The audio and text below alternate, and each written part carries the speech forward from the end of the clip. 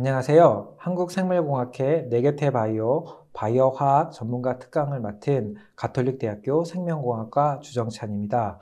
오늘 저는 바이오 산업 여러 분야 중에 바이오 화학 분야에 대해서 여러분들께 강의를 해드리도록 하겠습니다. 아까 말씀드린 대로 저는 가톨릭대학교 생명공학과 주정찬이고요. 오늘 제가 강의하게 될 내용은 바이오 산업의 개념, 그리고 바이오 화학의 배경, 그리고 바이오 화학의 특성과 분야에 대해서 간단하게 강의를 하도록 하겠습니다. 자, 그러면 먼저 바이오 산업에 대해서 설명을 드리도록 하겠습니다. 우리 일상생활에서 굉장히 많은 제품들이 있고, 그리고 그런 것들은 다 대부분 석유화학에서 나옵니다. 그래서 석유 기반 산업이었다고 하면 2000년대 들어가면서 이제 바이오 기술을 이용한 바이오 기반 산업이 전면으로 나서게 되면서 굉장히 많은 생활 분야에 바이오 기술이 들어오고 있습니다. 자, 그렇다고 하면 바이오 기술을 이용한 산업은 크게 지금 세 분야로 나눠질 수 있습니다. 바이오 산업을 보면 의학, 제약, 진단과 같이 건강에 관련된 생명공학 기술을 이용하는 레드바이오, 헬스케어라고 합니다. 영어로는. 그리고 이쪽으로 넘어가서 식량, 그리고 식품, 농업에 관련된 생명공학 기술을 연구하고 제품을 만드는 그린바이오. 그리고 오늘 제가 강의 드릴 바이오 화학은 화이트 바이오라고 해서 보시는 바와 같이 화학, 환경, 에너지 분야에서 기존의 석유로부터 얻었던 제품들을 바이오매스, 식물 자원으로부터 얻는 다양한 기술과 산업을 의미합니다. 자, 그러면 먼저 간단하게 바이오 화학으로 가기 전에 아까 제가 말씀드렸던 세 개 분야에 대해서 간단하게 보고 가시도록 하겠습니다. 레드바이오 테크놀로지 같은 경우에는 의학 생명공학 기술을 다루고 있고, 여러분들 잘 아시다시피 의약품이나 치료제, 그리고 코로나19 바이러스 진단 기술과 같은 것들을 다 포함하는 의학 생명공학 기술입니다. 그래서 대표적으로는 바이오 의약품 같은 경우에는 여러분들이 아스피린과 같이 화학으로 만든 화학제품, 의약품 외에 인슐린이나 항생제인 페니실린, 그리고 류마티스 관절염을 치료하는 이러한 다양한 의약품이 사실은 단백질이나 생명공학 기술로 만들어졌기 때문에 우리는 바이오 의약품이라고 하고요. 이러한 레드바이오 테크놀로지의 주력품인 바이오 의약품은 보시는 바와 같이 세포에 우리가 원하는 특정 단백질을 만들 수 있는 유전자를 도입해서 매우 엄격한 생산 공정을 거쳐서 의약품으로 만들어지게 됩니다. 그래서 이렇게 만들어진 바이오 의약품은 기존의 화학 의약품과 마찬가지로 굉장히 시장이 크고요. 작년 기준으로 전 세계에서 가장 많이 팔린 의약품이 사실은 바이오 의약품이고요. 류마티스 관절염 치료제입니다. 그렇듯이 레드바이오는 우리 생활에서 현재 굉장히 중요한 한 부분으로 자리를 잡고 있고요. 이어서 말씀드린 것과 같이 아까 제가 말씀드렸던 바이오 의약품 중에 당뇨병 치료제라든가 페니실린 항생제, 그리고 류마티스 관절염 치료제를 관련된 기술을 연구 개발한 연구진들이 다 공통적으로 노벨 의학상을 받았습니다. 노벨 의학상 또는 화학상을 수상했습니다. 이렇듯 레드바이오는 우리 건강과 생명에 굉장히 밀접한 연관이 있기 때문에 아주 오래전 일찍부터 인류의 산업에 들어와 있고요. 그 다음으로 그린바이오 테크놀로지에 대해서 말씀을 드리겠습니다. 건강한 것도 중요하지만 풍요롭고 그리고 잘 먹고 잘 지내는 것도 굉장히 중요합니다. 그렇듯 그래서 과일이나 식량을 잘 만드는 것도 굉장히 중요해서 일찍부터 미국에서는 유전자 조작을 한 종자들을 만들어서 굉장히 많은 제품들을 시장에 내놓고 있습니다. 이렇게 식품과 농업에 관련된 생명공학 기술을 그린바이오 테크놀로지라고 하고요. 우리말로 하면 아마 농생명공학으로 표현할 수 있을 것 같습니다. 제가 말씀드렸듯이 유전자 변형 종자를 만들어서 그것을 상용화하고, 그리고 과일을 보시면 이제 여기 과일 토마토 같은 경우에는 보시는 바와 같이 기존에 만들어졌던 토마토는 잘 익지만 2, 3일 뒤에는 굉장히 빠르게 시듭니다. 그래서 여러분이 열심히 수확을 해도 시장에 내놓을 수 있는 기간이 너무 짧아서 유전자 조작을 통해서 오랫동안 싱싱함을 유지할 수 있는 토마토를 만든다든가, 여기 보시면 그냥 쌀은 영양분이 별로 없습니다. 그런데 여기에 이제 비타민 A가 들어가 있는 잘 만드는 쌀 종자를 만들어서 영양분이 굉장히 풍부한 쌀을 만든다든가, 그리고 병충해에 강한 옥수수를 만든다든가, 이렇게 종자 자체의 유전자 변형을 통해서 우수한 성질을 갖고 있는 식물 종자를 만드는 것을 그린 바이오 테크놀로지라고 하고요. 아까 제가 말씀드렸던 인류의 건강 그리고 풍요로운 삶 이쪽에 레드 바이오 테크놀로지와 그린 바이오 테크놀로지가 기여를 하고 있습니다. 자, 이와 이제 함께 또 하나는 이제 최근에 부상되고 있는 분야인데 그린 바이오 테크놀로지에서 여러분들 지금 햄버거를 드신다고 하면 이 햄버거 안에 들어가는 고기는 대부분 다 소를 키워서 도축을 해서 고기를 얻어서 햄버거를 만듭니다. 그렇다 보니 굉장히 많은 소가 키워져야 되고 스테이크 좋아하시잖아요.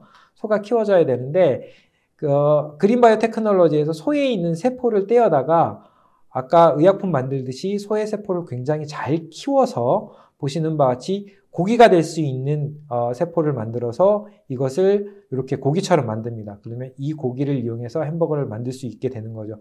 그래서 우리는 이제 인공으로 만들었다고 해서 인공육 또는 배양을 해서 만들었다고 배양육 그리고 실제 고기를 대체할 수 있다고 해서 대체육이라고 하는 새로운 그린 바이오 테크놀로지 산업이 부상되고 있습니다.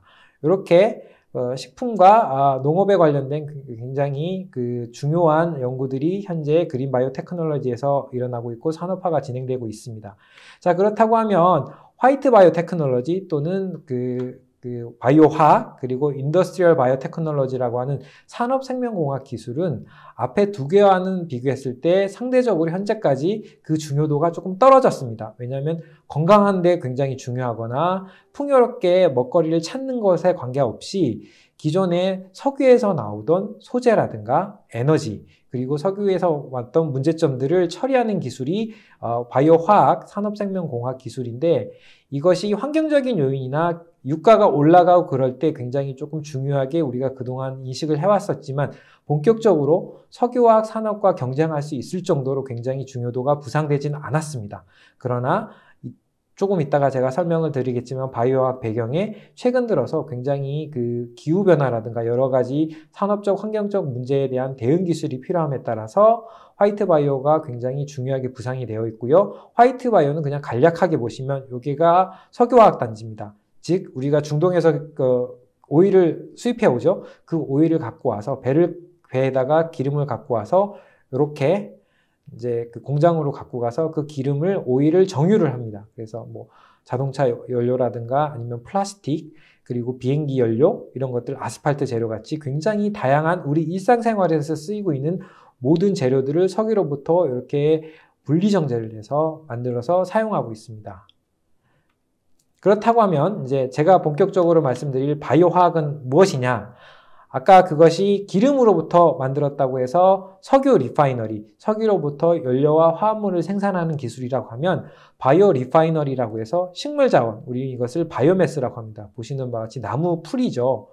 여기로부터 그 식물자원으로부터 미생물이 먹을 수 있는 당이라든가 특별한 성분을 뽑아내서 미생물, 여기 보시는 동그라미에 있는 그림들이 다양한 미생물입니다. 미생물에 당 등을 줘서 미생물이 그걸 먹고 석유화학에서 나올 수 있던 연료라든가 화학제품 그리고 기능성 소재들을 만들어내는 것입니다. 이것을 우리가 아까 석유가 아닌 바이오매스로부터 이러한 연료와 화합물을 생산하는 기술을 바이오 리파이너리라고 하고요. 이렇게 이런 기술을 이용해서 다양한 제품을 만드는 분야를 우리는 산업바이오 또는 화이트 바이오. 자, 산업바이오 같은 경우에는 미국에 있는 사람들이 좋아하는 용어입니다. 인더스트리얼 바이오 테크놀로지. 그리고 제가 아까 말씀드렸던 레드, 그린, 화이트는 유럽 분들이 색깔을 되게 좋아해요. 특징적인 분류를 할 때. 그래서 레드는 피 색깔을 나타내는 레드고요. 의약은. 그리고 농생명은 푸르름이지 않습니까? 그래서 그린이고요. 그리고 화이트 바이오는 깨끗하다는 뜻입니다. 석유에서 나왔던 그런 약간 탄소, 새카만 느낌보다는 이렇게 바이오매스로부터 왔기 때문에 전체적으로 다 친환경적이고 깨끗하다는 이미지를 주고 있기 때문에 유럽에서 화이트 바이오라고 명명을 했고요. 우리나라에서는 이제 바이오매스로부터 화학 제품이나 화학 연료를 만들기 때문에 바이오 화학이라고 부릅니다. 그래서 이번 시간에 제가 여러분들께 설명드릴 내용은 이렇게 바이오매스, 식물 자원으로부터 기존에서 석유에서 나왔던 연료, 그리고 화학 소재, 그리고 기능성 소재 등을 생산하는 기술과 제품에 대해서 설명을 드리도록 하겠습니다. 자, 그러면 이제 바이오 화학 배경으로 넘어가겠습니다. 아까 제가 바이오 산업의 3개 카테고리를 설명을 드렸죠. 레드, 그린, 화이트, 바이오 화학이라고 하면, 그럼 바이오 화학이 왜 갑자기 중요해졌을까를 생각하면 여러 가지 문제점들이 최근에 한꺼번에 나오고 있습니다.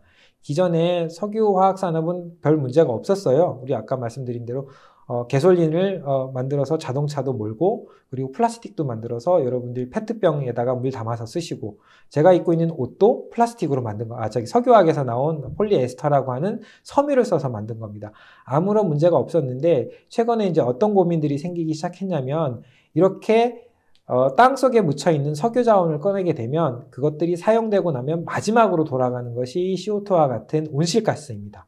그럼 땅 속에 있었던 탄소를 꺼냈었기 때문에 굉장히 많은 온실가스가 지표면에 남게 되고 점차적으로 지구의 온도를 높이게 되죠. 그래서 그런 문제들이 굉장히 극심하게 일어나서 지금 걱정을 하고 있고요.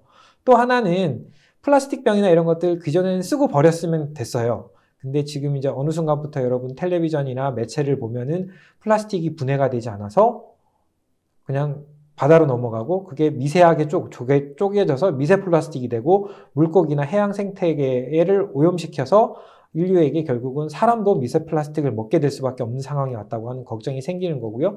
그리고 특정 석유화학 물질들은 화장품이나 아니면 뭐 가습기, 세척제 이런 데 들어갔더니 인체에 굉장히 치명적인 문제를 일으켜서 그런 물질들을 쓰지 말아야겠다. 그래서 화학 물질이 굉장히 위험하구나라고 해서 공포심을 갖고 있는 케모포비아라든가 이런 전반적인 문제들이 확산되고 있어요. 자, 그러다 보니까 석유화학을 대체해서 소위 말하는 바이오매스로부터 이런 물질들을 대신 생산할 수 있는 기술에 대해서 관심을 갖게 되기 시작했습니다. 그러면 이제 먼저 제가 처음으로 말씀드렸던 온실가스의 문제에 대해서 한번 볼게요. 온실가스라는 건 원리는 보시는 바와 같이 자동차라든가 공장에서 이렇게 그 이산화탄소가 방출이 됩니다. 그럼 그 이산화탄소가 특정량이 적을 때는 그냥 대기에 있고 끝나는데 땅속에 있던 이산화탄소를 만들 수 있는 탄소를 꺼내서 쓰면 이게 사용하고 나면 이산화탄소로 변해서 대기에 쌓여요. 대기에 쌓이게 되면 보시는 바와 같이 땅에서부터 올라왔던 열이 대기권 밖으로 나가거나 태양으로부터 들어왔던 열이 뭐 흡수가 되거나 밖으로 나가거나 이렇게 해야 되는데 온실가스가 그것을 반사시키거나 흡수해 버립니다. 자, 그러면 지구 내부에서 순환됐거나 사라져야 될 열들이 온실가스가 그대로 갖고 있게 되는 거겠죠. 그리고 그 온실가스가 점점 많아져요. 그러면 지구는 어떻게 되는 거죠? 점점 뜨거워질 수밖에 없습니다. 그러면 지구가 뜨거워지면 뭐가 문제냐 이렇게 생각하실 거예요. 생각해 보시면 자, 먼저 온도가 올라가요. 그러면 온도가 올라가는 것 때문에 물이 이렇게 증발이 되면서 사막화가 일어나요. 가뭄이 일어납니다. 그럼 아까 제가 그린바이오 테크놀로지의 중요성이 뭐라고 말씀을 드렸냐면 식량 자원을 더 풍족하게 만들어준다고 했어요. 그렇게 아무리 노력을 해도 식량을 만들 수 있는 공간이나 기회가 사라진다고 하면 인류의 인구는 지금 굉장히 빠르게 증가를 하고 있는데 먹을 거리가 없어져요. 이런 문제들도 생기고 그리고 빙하가 녹기 시작하면서 해수면이 상승을 합니다. 그러면 어떻게 되죠? 기존의 바다에 있던 생태계가 변화가 생기면서 따뜻한 곳이 점점 늘어나고 그리고 차가운 곳에 있던 해양 생물들이 점점 올라가게 됩니다. 또 다른 차가운 곳으로 가면서 그러면서 어업도 굉장히 많은 변화가 생기고 그리고 이런 남극이나 북극에 있는 생명체들도 영향을 받습니다. 그래서 전반적으로 식량이나 이런 부분은 인류에 영향을 주는 거지만 이렇게 생태계의 변화는 전 지구적인 위기를 초래하기도 합니다. 그렇기 때문에 보시는 바와 같이 이러한 기후변화를 막아야 되겠다는 모두의 그 목소리들이 나오기 시작했고 그리고 한편으로는 왜 그렇게 됐을까를 분석을 했을 때 인류가 현재까지 풍요롭게 썼던 석유 자원이 결국은 이산화탄소와 같은 온실가스를 계속 배출하는 원인이 되었지 않을까라고 분석이 되었고요. 그래서 이러한 온실가스를 배출하지 않거나 배출하더라도 굉장히 적게 배출하는 탄소 중립적인 새로운 기술 개발이 필요해지게 됐습니다. 자, 보세요. 지금까지 추세로 저희가 지금 계속 석유화학에서 쓰이는 석유의 추세로 온실가스를 쓰게 되면 2100년까지 지금부터 한 80년 남았죠. 그때 현재의 기온보다 약 3.7도가 상승할 거라고 해요. 이 3.7도가 상승하면은 체감으로 봤을 때 여름에 30도 이렇게 굉장히 덥잖아요. 그게 34도까지 올라가는 거예요. 단순히 덥다 수준이 아니라 빙하도 녹고 사막화도 진행되는 굉장히 큰 위기가 올 거라고 합니다. 그래서 전 세계적으로 미국을 포함한 다양한 국가들이 그러면 탄소를 좀 덜 쓰고 이산화탄소와 같은 온실가스를 덜 발생하는 노력을 해야겠다고 하는데 보시는 바와 같이 2100년에 1870년에서 2100년까지 약 230년 정도의 기준으로 보게 되면 우리가 쓸 수 있는 탄소가 한 7,900억 톤이었다고 해요. 근데 한 100년 정도가 안 남았어요. 한 90년도, 80년 정도 남았을 때 우리가 벌써 3분의 2를 썼어요. 그러면 이제 온도를 0.8도 정도까지 유지하는데 그러면 나머지 2도죠. 2도까지 유지하는데 그러면 나머지 남아있는 2,700억 톤 정도에 되는 탄소를 우리가 90년 동안 조금씩 나눠서 써야 되는 거예요. 그런데 지금과 같이 새로운 대안이 없으면 계속 석유를 써서 온실가스를 발생하게 된다고 하면 기후 변화를 막을 수가 없게 되는 거죠. 이러한 이제 온실가스 문제가 첫 번째 문제고요. 두 번째 문제는 이제 그 온실가스 외에 바이오 플라스틱이 이제 새로운 대안으로 나오는 건데 플라스틱 문제입니다. 자, 여러분들 카페나 이런 데 가시면 그리고 편의점에 가시면 무심코 잡아드는 음료들 이게 보시면 그리고 집에 있는 샴푸통 이거 다 플라스틱으로 만들었어요. 그리고 다 석유로부터 왔습니다. 석유를 써가면서 이런 플라스틱을 만들고 있고요. 근데 지금까지는 잘 써왔는데 중국이 2018년부터 2019년부터는 우리가 더 이상 이렇게 버려진 플라스틱을 수거하지 않겠다고 발표를 했어요.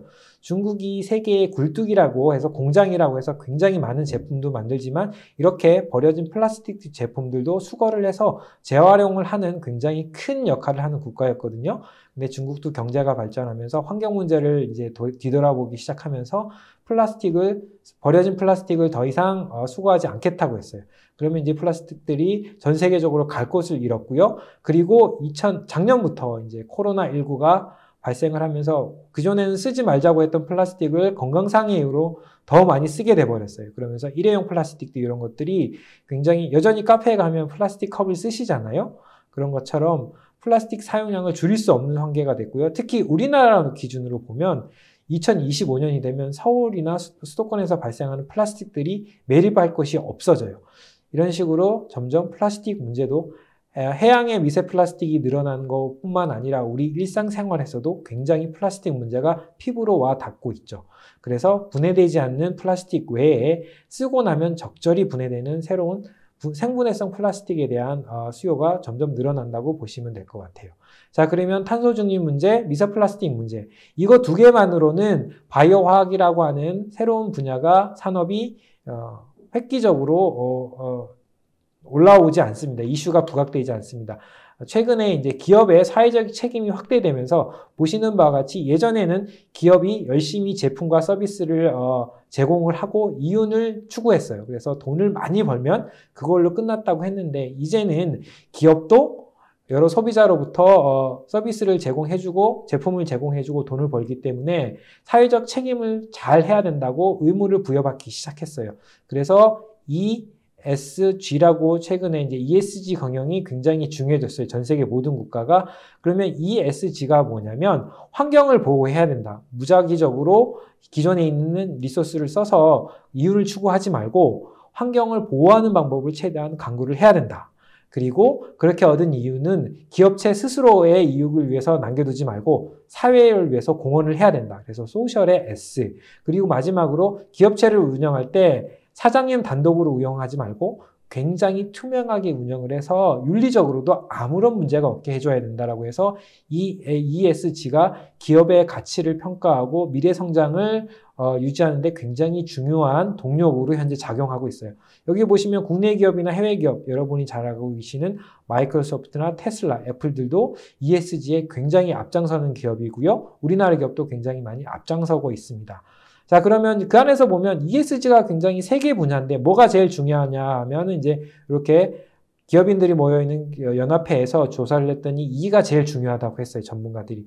일단은 현실적으로 환경보호를 굉장히 잘 하면서 기업체의 이윤을 추구해야 된다. 그러면 기존에 이제 환경보호를 할 때 그 관련된 산업에 앞으로 전망이 좋은 산업과 좋지 않은 산업이 있다고 하면 자동차라든가 바이오는 굉장히 전망이 좋다고 하는데 기존에 있던 석유화학이나 석유 제품은 탄소를 저희가 써서 온실가스를 만든다고 했지 않습니까? 그래서 그런 부분이 굉장히 어렵다라는 전망을 받아서 이러한 기업들은 새로운 기술을 개발하고 새로운 제품을 만들어야 될 지금 숙제를 안게 되었습니다. 그래서 전반적으로 탄소 중립 그리고 미세 플라스틱, ESG 경영의 확산으로 인해서 기존의 석유화학 산업을 조금 대체할 수 있는 바이오 화학이 현재 굉장히 중요성이 부각되고 있습니다. 자, 이렇게 제가 배경 설명을 드렸고요. 그러면 이제 세 번째 파트로 넘어가서 바이오 화학이 그러면 어떠한 특성을 갖고 있고 그리고 구체적으로 우리가 일상생활에서 어떻게 볼 수 있느냐 분야에 대해서 설명을 드리도록 하겠습니다. 아까 제가 말씀드렸듯이 바이오 화학은 바이오매스를 쓴다고 했습니다. 자, 그러면 기존에 있는 석유화학을 다시 한번 설명을 드릴까요? 석유화학을 보시면 아까 제가 말씀드린 대로 이제 석유, 화석자원, 석유를 씁니다. 석유를 이제 땅 밑에 있는 석유를 파와서 그것을 열심히 이제 사용할 수 있게끔 원료로 바꾸고요. 그 원료를 통해서 연료도 만들고 그리고 케미칼도 만들고 병과 같은 제품들도 막 만들게 됩니다. 그러면 땅 속에 있던 탄소가 지상으로 와서 제품이 되고 이 제품이 쓰여지고 나면 버려지죠. 그리고 나서 나중에 태워지든가 이렇게 해서 수명을 다하면 이산화탄소로 가서 이 이산화탄소는 순환하지 않고 대기에 남아서 기온을 높이게 됩니다. 자, 그래서 여기 있는 탄소의 순환은 굉장히 일방적이고요. 그래서 블랙카본이라고 합니다. 오일이나 석탄, 가스 등에서 만들었고 순환 주기는 수십만 년에서 수백만 년, 수천만 년이고요. 그리고 제가 이제 말씀드렸던 바이오 화학은 석유를 이용하는 것이 아니라 바이오매스를 이용합니다. 바이오매스로부터 당을 만들거나 아니면 그 석유화학 소재와 똑같은 것을 만들 수 있는 원료를 이용해서 미생물 공정이나 효소 공정을 이용해서 똑같이 연료를 만들거나 화학 소재를 만들거나 제품을 만들고 이렇게 만들어지면서 수명을 다하면 이산화탄소로 날아갑니다. 그러면 그 이산화탄소가 식물이 다시 광합성을 통해서 흡수를 하죠. 그럼 그 식물이 크면 다시 이쪽으로 순환할 수 있는 거죠. 일방적인 탄소 구조에서 순환하는 탄소 구조로 변하고 우리는 이것을 깨끗하고 환경에 문제가 없다고 해서 그린 카본이라고 하고요. 보통 우리 식물 자원, 바이오매스를 씁니다. 이 순환 주기는 잘 자라는 식물은 수일 만에 자라기도 하고요. 식물 세포는 그리고 뭐 나무 같은 것도 수십 년을 자라기 때문에 수백만 년, 수천만 년보다는 탄소 순환 주기가 짧습니다. 그래서 이 사이클을 다시 보시면 아까 제가 말씀드렸던 아주 과거 전에 있던 식물이 땅속에 묻혀서 석유로 변하고요. 이게 수십만 년에서 수백만 년, 수천만 년이 지나고 우리가 다시 이제 연료와 화학 소재로 쓰고 CO2로 날아가면 예전에는 이게 순환이 됐지만 이게 날아가고 끝납니다. 우리 세대에서는. 그런데 바이오 화학은 보시는 것과 같이 식물 자원을 써서 똑같은 자원에서 석유와 마찬가지로 연료와 케미칼을 만들고 이산화탄소가 날아가요. 그리고 이산화탄소는 식물이 광합성을 합니다. 그래서 이렇게 수일에서 수년 동안 순환할 수 있는 구조를 갖고 있기 때문에 탄소 중립적이라고 할 수 있고 바이오매스를 이용하는 산업이 굉장히 중요하다고 설명을 할 수 있습니다. 자, 그러면 제품군도 이렇게 보시면 이렇게 굉장히 복잡하게 제가 써 있긴 하지만 이렇게 석유로부터 우리 일상생활에 쓰이는 굉장히 많은 제품들이 만들어지고 그래서 이거 100년 넘게 연구돼서 나온 제품들이에요. 140년? 그러다 보니까 가격도 싸고 굉장히 많이 팔려서 시장 경쟁이 높고 산업 전반에 사용되고 있고 그런데 탄소를 계속 쓰니까 기후변화 문제에서는 크게 대응을 할 필요가 있는 상황이 됐고요. 그리고 플라스틱 같은 경우는 미세 플라스틱이 발생을 하니까 그 플라스틱 문제를 대응할 필요도 있고요. 그리고 아까 제가 말씀드렸던 특정 화학 물질들은 몸에 좋지 않아서 그것을 대체할 수 있는 새로운 물질들이 필요하고요. 반면에 바이오매스를 활용했을 때는 이러한 사슬보다는 조금 적은 케미칼들을 만들 수 있고 여전히 석유화학 140년 역사보다는 한 40년 정도밖에 역사가 되지 않기 때문에 생산 가격이 높습니다. 그리고 석유화학처럼 굉장히 다양한 것이 상용화된 것이 아니고 아직 일부만 바이오플라스틱이라든가 일부만 상용화가 됐습니다. 그렇지만 탄소 중립적이고 일부 바이오플라스틱은 생분해가 되기 때문에 환경에 좋고요. 그리고 여러분들 식물에서 왔다고 하면 일단은 식물은 섭취도 하고 그렇기 때문에 피부에도 좋고 뭐 어쨌든 사람에게 친환경적이고 사람에게 덜 유해합니다. 그리고 자연으로부터 왔기 때문에 석유 제품보다는 프리미엄이 붙어서 좀 더 비싼 이미지를 갖고 있고요. 이런 장점이 있고요. 그렇다고 치면 아까 제가 말씀드렸던 그런 제품들을 이렇게 한번 가치를 보게 되면 보시는 바와 같이 피라미드 구조예요. 그래서 제일 밑에 있는 것들은 일상생활에서 너무 많이 쓰기 때문에 비싸면 사람들이 쓰지 않는 겁니다. 전기 같은 거, 이런 것들은 굉장히 시장이 크고 값이 쌉니다. 그리고 가솔린과 같은 디젤과 같은 것들은 이것보다는 덜 쓰지만 여전히 많이 쓰고 있고 가격이 어느 정도 쌉니다.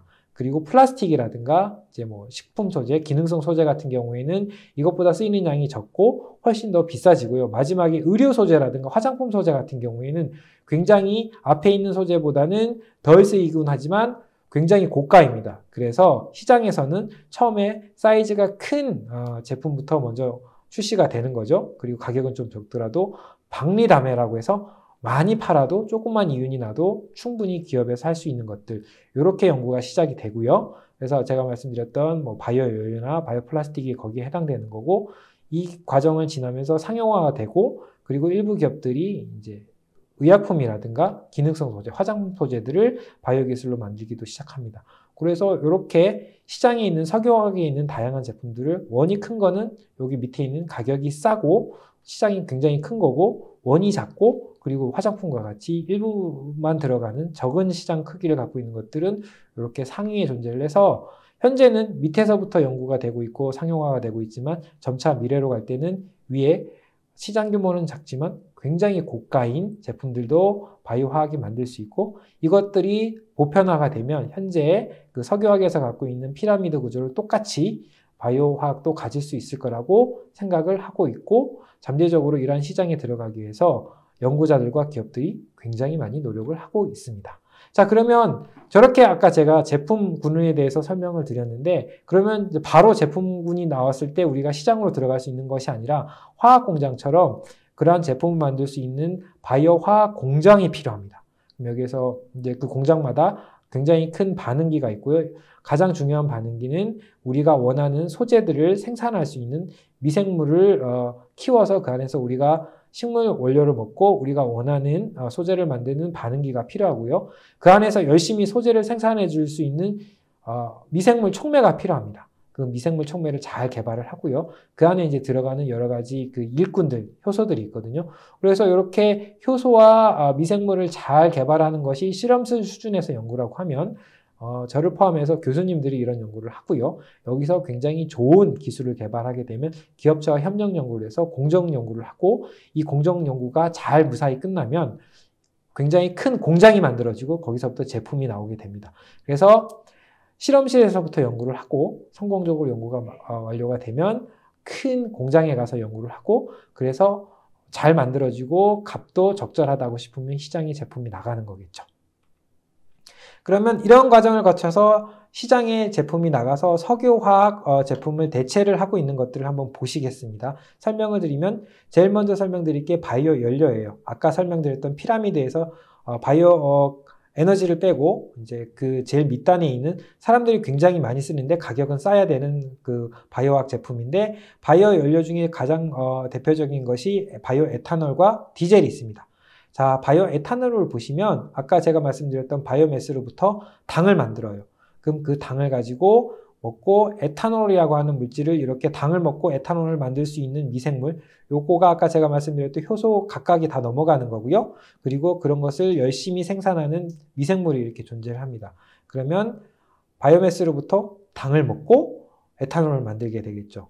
그래서 그렇게 잘 만들어진 에탄올은 그 자동차나 아니면 여러분들 지금 손소독제 에탄올이 다 들어가거든요. 그래서 연료와 화학 원료로 이렇게 사용이 되는 겁니다.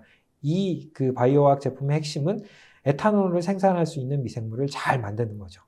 자, 그래서 이렇게 설명드렸으면 아까 제가 투박하게 설명드렸던 바이오 공정이 어떻게 만들어지냐 이렇게 보시면 이게 바이오화학 제품을 만드는 대부분의 공정이라고 생각하시면 돼요.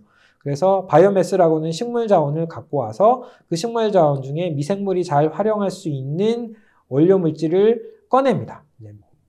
이제 작게 자르기도 하고 그 안에 있는 필요 없는 부분을 제거를 하기도 하고 열심히 해서 미생물이 잘 먹을 수 있는 당을 만들고요. 그 당을 만들 때 이제 효소를 이용해서 이렇게 만들긴 한데, 당을 잘 만들어서 그 당을 미생물이 먹고 아까 말씀드렸던 에탄올을 생산하는 미생물이 당을 먹고 열심히 그 세포 발효기에서 리액터에서 반응기에서 에탄올을 잘 만듭니다.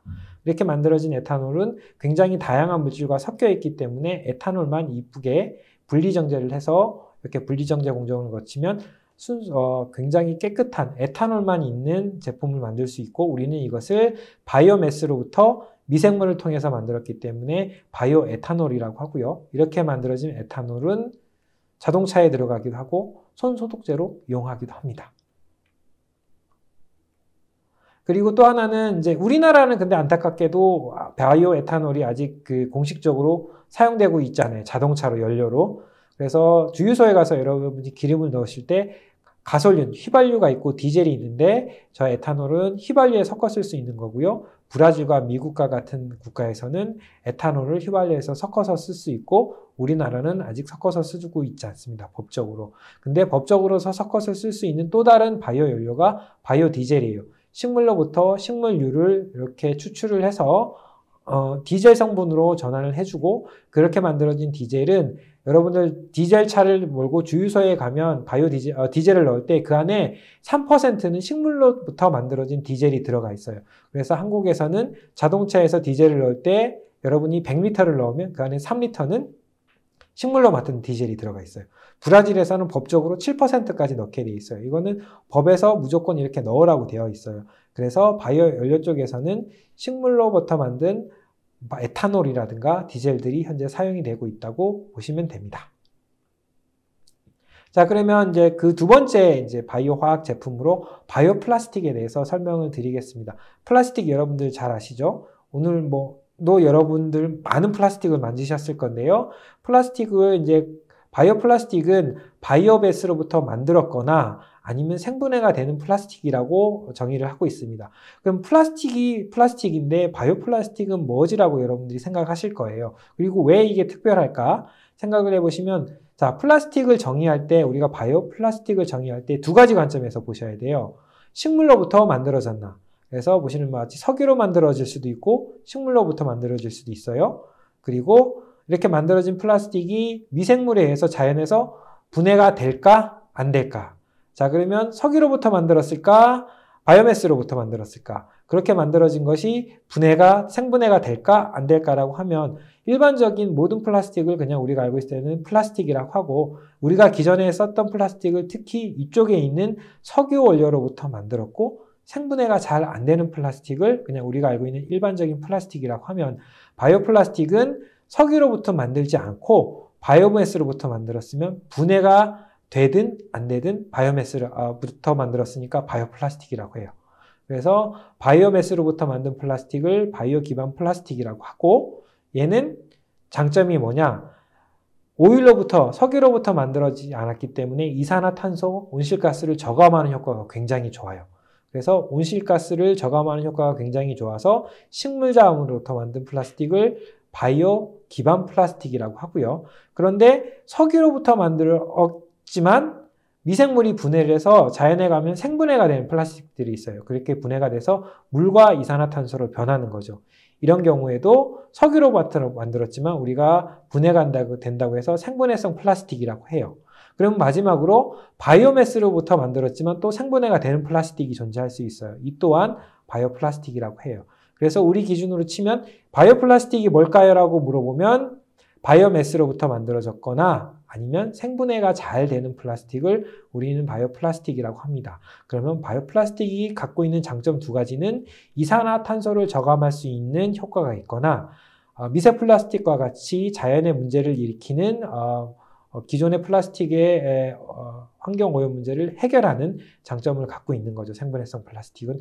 그렇게 바이오 플라스틱의 정의를 보시면 될 것 같고요. 자, 그러면 먼저 바이오매스로부터 만들어진 플라스틱에 대해서 한번 볼게요. 자, 그러면 바이오매스로부터 만들어진 플라스틱의 가장 대표적인 게 폴리에틸렌이라는 게 있어요. 이거 좀 어려우시죠? 폴리에틸렌이 뭐냐? 이러면 여러분들 시장에 가거나 아니면 종량제 쓰레기 봉투 잘 안 찢어지고 쭉쭉 늘어나면서 굉장히 단단한 봉투 있잖아요. 그리고 우리가 제품을 사면 마트나 이런 데서 받는 봉투, 이게 폴리에틸렌이라는 거예요. 이게 다 석유화학에서 만들어졌어요. 그런데 아까 제가 말씀드렸던 에탄올을 잘 만드는 미생물이 있다고 그랬잖아요. 바이오매스 당을 먹고 그 바이오매스를 당을 먹고 에탄올을 만들면 그 에탄올을 화학적으로 조금만 변화를 시키면 폴리에틸렌을 만들 수 있는 원료가 나오고 그걸 통해서 폴리에틸렌을 만들고 이렇게 비닐봉투를 만들 수 있어요. 자, 그러면 석유에서 원래 나와야 될 비닐봉투가 식물로부터 나오게 되는 거죠. 그러면 폴리에틸렌이라는 건 변화가 없어요. 단지 원료가 석유에서 왔느냐, 바이오매스에서 왔느냐. 그러면 우리가 원료만 다를 뿐이지 최종 제품은 완전히 똑같은 거죠. 그러면 다시 처음으로 돌아와서 이 폴리에틸렌 봉투의 장점은 온실가스를 저감하는 기능이 있는 거예요. 왜냐? 땅속에 있는 석유를 쓰지 않았고 CO2를 흡수할 수 있는 식물 자원을 썼기 때문에 지상에 있는 CO2를 써서 쓰고 나면 다시 지상으로 CO2를 돌릴 수 있기 때문에 이산화탄소 저감 효과가 있고, 브라스캠이라는 회사에서 이걸 만들고 있는데 그 회사에서 보고한 온실가스 저감 효과, 이산화탄소죠. CO2 저감 효과가 이 바이오에틸렌 1톤을 썼을 경우에 CO2를 3.09톤까지 저감할 수 있다고, 석유화학과 비교해서 저감할 수 있다고 해요. 그리고 이 플라스틱 봉투가 기능이 어떻냐고 하면 석유화학에서 나온 플라스틱과 똑같기 때문에 아무런 문제가 없어요. 기능상으로는. 이렇게 바이오매스로부터 생산하는 플라스틱을 우리가 바이오매스 기반 플라스틱이라고 해요. 자, 그러면 아까 말씀드렸던 플라스틱 같은 경우에는 바이오매스로 나왔는데 분해는 여전히 안 되죠. 똑같이 봉투로 쓰긴 하는데 질겨서 자연으로 배출되면 분해가 안 돼요. 자, 그러면 이제 기업에 있는 사람들, 연구자들이 고민을 했어요. 그러면 쓰고 나서 봉투를 썼는데 잘 분해되는 플라스틱을 개발할 수 없을까? 아까 에탄올을 잘 활용해서 만든 게 폴리에틸렌이라고 했으면 이제 또 다른 플라스틱을 개발을 했습니다. 얘는 좀 어려우실 텐데요. 여기 아디푸산이라고 하는 이렇게 생긴 화학물하고 테레프탈산이라고 하는 이렇게 생긴 거하고, 그리고 요거 세 개를 잘 섞어서 이렇게 만들면 플라스틱 봉투를 잘 쓸 수 있는데, 이 봉투가 6개월에 셀룰로즈라고 해서 이게 식물을 구성하는 탄수화물이거든요. 그 탄수화물이 식물이 잘 분해를 해요. 6개월에 90% 이상 식물에 분해한 것과 같이 똑같은 속도로 이 플라스틱을 분해할 수 있다. 즉 미생물이 이렇게 만들어진 봉투를 잘 분해할 수 있다는 걸, 생분해가 된다는 걸 확인을 했고요. 봉투를 만들었는데 이렇게 되면 6개월 뒤에 이 봉투를 자연에 노출시키면 90% 이상이 분해가 된다는 뜻이에요. 그럼 봉투로서 기능을 잘 쓰고 우리가 분리수거를 잘하고 그렇게 하지만 뜻하지 않게 자연으로 돌아가서 이게 땅속에 묻히거나 그랬을 때 이 봉투는 6개월이 지나면 생분해가 돼서 이산화탄소와 물로 없어지게 되겠죠. 그리고 이런 봉투뿐만 아니라 이 생분해성을 잘 조절해서 커피 캡슐이나 포장재와 농업용 필름, 예를 들어서 농업 이 필름이 어떤 역할을 하냐면 여기에 종자를 심고 6개월이나 지나면 이걸 다 비닐봉투, 이 필름을 걷어내야 돼요, 농부들이. 그런데 기존에 있던 폴리에틸렌을 썼을 때는, 그런데 요거를 PBAT라고 하는 물질을 쓰면 여기에다가 덮어놓고 6개월이 지나면 자연적으로 없어져서 농부분들이 전혀 신경을 안 써도 되는 거예요. 그런 장점이 있는 것처럼 생분해성 플라스틱이 현재 각광을 받고 있어요. 그리고 아까 말씀드렸던 요것은 석유화학에서 왔어요. 바이오플라스틱이 바이오매스로부터 만들거나 석유에서 얻은 바이오매스로부터 얻은 생분해가 잘 되면 바이오플라스틱이라고 했는데, 이렇게 해서 석유로 온 생분해성 플라스틱을 지금까지 잘 쓰고 있었는데 기업체에서 이왕이면 탄소 중립에 기여를 하기 위해서 이렇게 만들어진 원료 중에 특정 원료를 바이오매스로부터 만들 수 있게 미생물을 잘 개발을 해서 말씀드렸던 요 물질들을 이제는 바이오매스로부터 만드는 노력을 하고 있고 실제 상용화가 됐어요. 그래서 기존에 이 PBAT라고 하는 바이오플라스틱은 석유로부터 만들었지만 지금부터는 이제 바이오매스로부터 특정 부분을 만들 수 있고, 시간이 지나면 나머지 물질들도 생물 공정 기술이 개발이 되면 바이오매스로부터 얻어져서 전부 다 바이오매스로부터 얻어서 생분해가 잘 되는 플라스틱도 개발할 수 있게 될 거라고 예상을 하고 있어요. 자, 그러면 이렇게 봉투 얘기만 했는데 봉투 외에 생분해도 되고 좀 딱딱한 플라스틱을 개발할 수 있는 것을 개발하려고 하는 노력도 했어요. 그거의 또 다른 플라스틱이 PLA라고 하는 건데, 미생물이 아까 말씀드렸던 바이오매스 원료를 먹고 이렇게 생긴 물질을 만들어요. 그럼 이것을 화학적으로 잘 중합을 하면 이렇게 고분자 물질이 되고요. 고분자 물질을 어떻게 잘 조절하냐에 따라서 아까 말씀드렸듯이 음식용 용기나 필름처럼, 그리고 3D 프린팅 요즘 많이 하시죠? 이렇게 들어가는 플라스틱 원료로 쓰이고, 얘는 바이오매스로부터 왔고, 그리고 얘들은 자연으로 돌아가면 생분해가 돼요.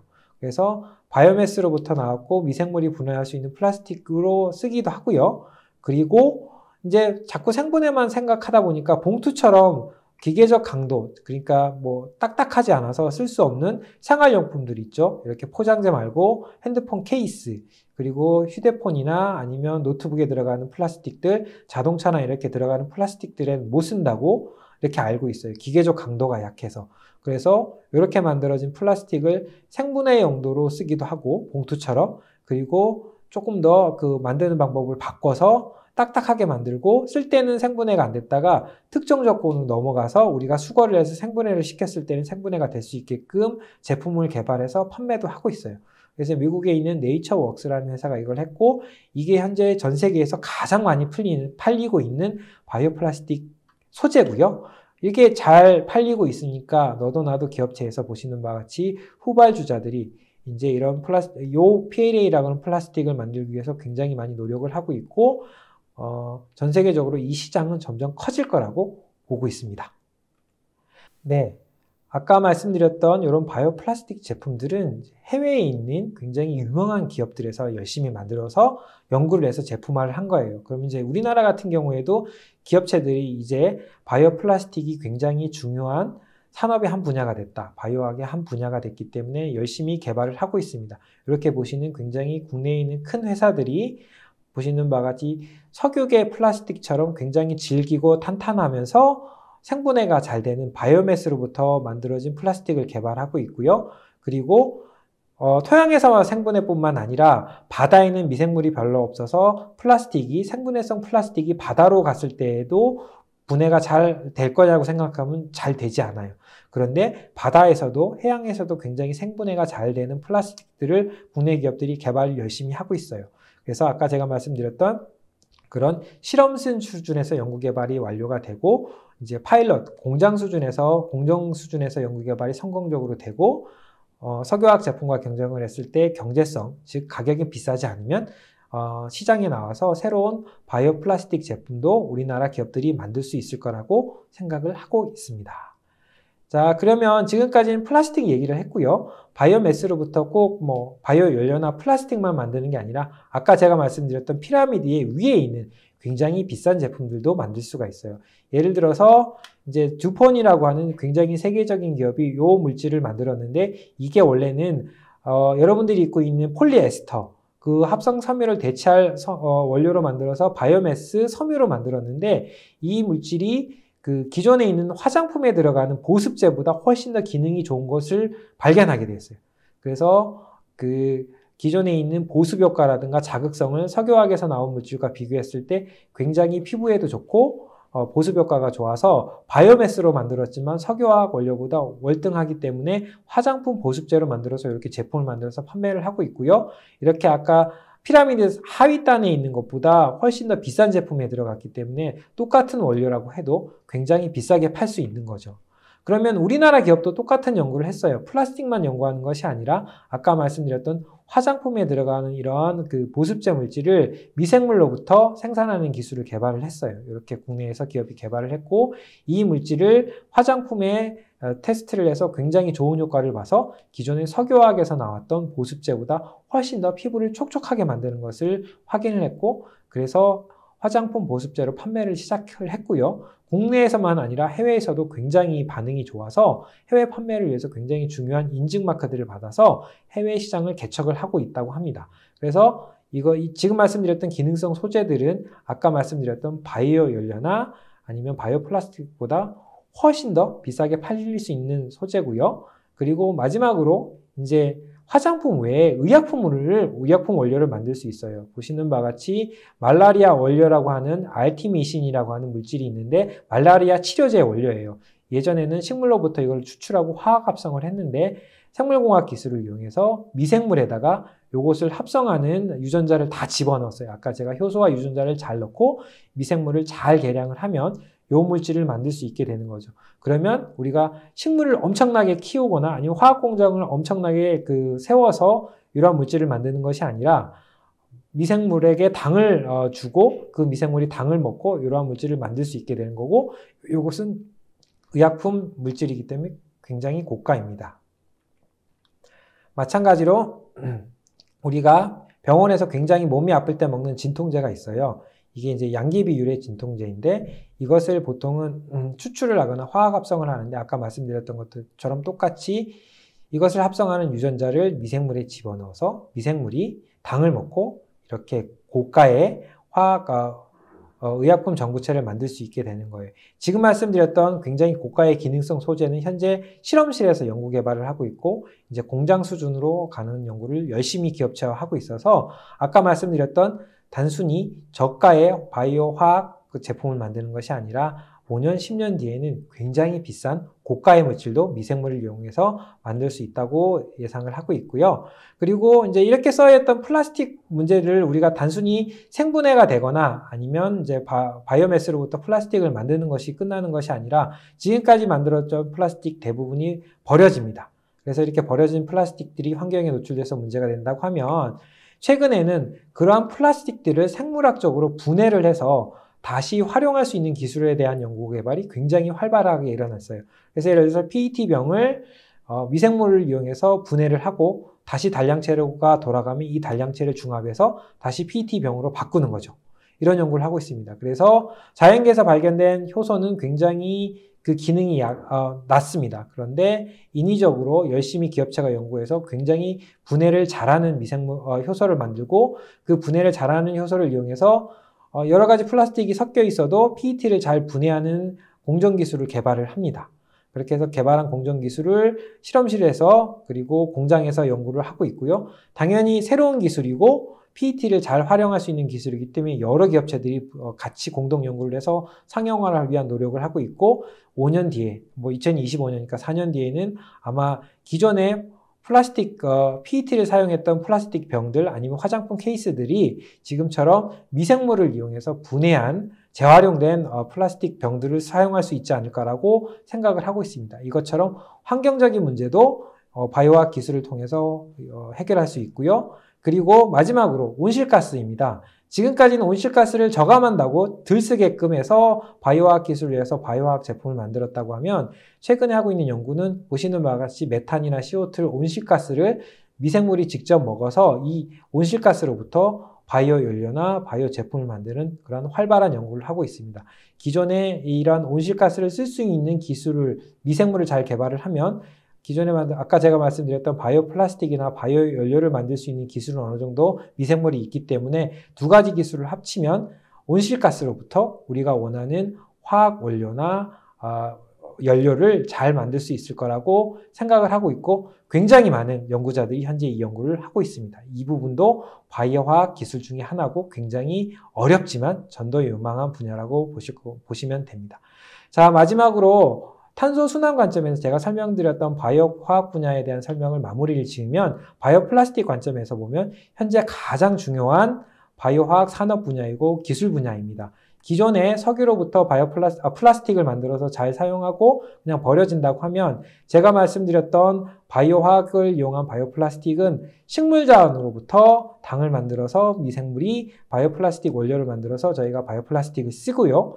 이게 생분해가 되면 CO2로 날아가서 다시 순환이 됩니다. 그래서 바이오매스를 활용하고 생분해를 통해서 순환을 할 수 있고요. 그리고 설령 그렇게 버려진 플라스틱이 생분해가 안 된다 하더라도 아까 제가 말씀드렸던 새로운 기술을 이용해서 분해를 할 수 있게 만들고 그 분해된 원료를 다시 이용해서 플라스틱을 만들므로 해서 기존의 플라스틱 산업이 선형으로 오일에서 석유에서부터 폐기물로 간다고 하면 새로운 바이오 플라스틱 산업은 순환형으로 해서 바이오매스를 이용해서 좋은 바이오 플라스틱을 만들고 생분해도 되고 그리고 생분해가 안 된다면 잘 재활용을 해서 다시 CO2로 변환을 시키고 그 CO2로부터 바이오매스를 얻어서 또 플라스틱을 만드는 계속 순환할 수 있는 바이오 플라스틱 산업을 구현하는 것이 현재 바이오 화학이 바이오 플라스틱 산업에 기여하고자 하는 점입니다.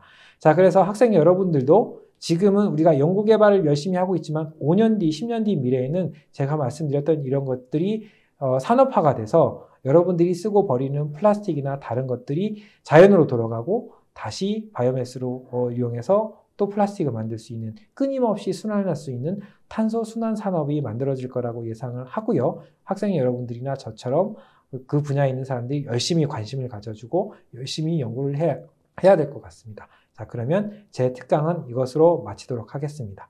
감사합니다.